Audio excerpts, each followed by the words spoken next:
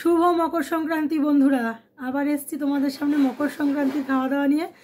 আজকে তো অনেকের বাড়িতেই নিরামিষ, আবার কেউ কেউ মাছ খায়। আমাদের এ বাড়িতে সবাই মাছই খায়, কিন্তু আমার কেন জানি না আজকে মন থেকে একটু ইচ্ছা করলে, যেহেতু সকালবেলা একটু পুজো দিয়ে এসেছি বজরংবলী মন্দির থেকেও, ইচ্ছে করলে একটু মন থেকে নিরামিষ খাবো।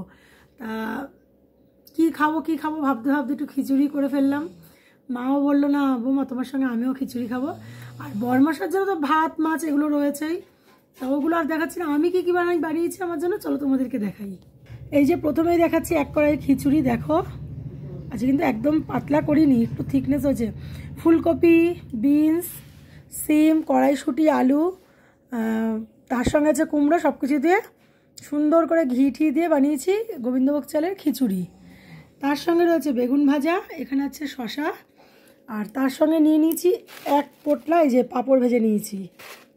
এই যে একটু নিয়ে নিলাম খিচুড়িটা।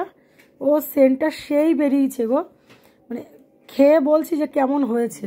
দেখো ধোঁয়া উঠছে, পুরো ধোঁয়া উঠছে। দেখো প্রচণ্ড গরম গো, ধরা যাচ্ছে না। জাস্ট কড়াই থেকে নামিয়ে এনেই খেতে বসেছি।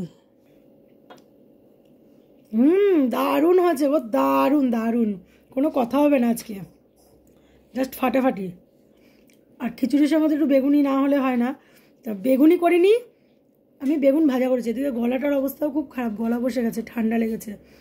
তা চলো, শুভ মকর সংক্রান্তি। আবার তো বিকেলে পিঠা পায়েসের ব্যাপার আছে সবার বাড়িতেই, আমার বাড়িতেও আছে।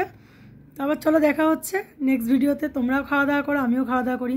চলো টাটা, শুভ দুপুর, শুভ মকর সংক্রান্তি।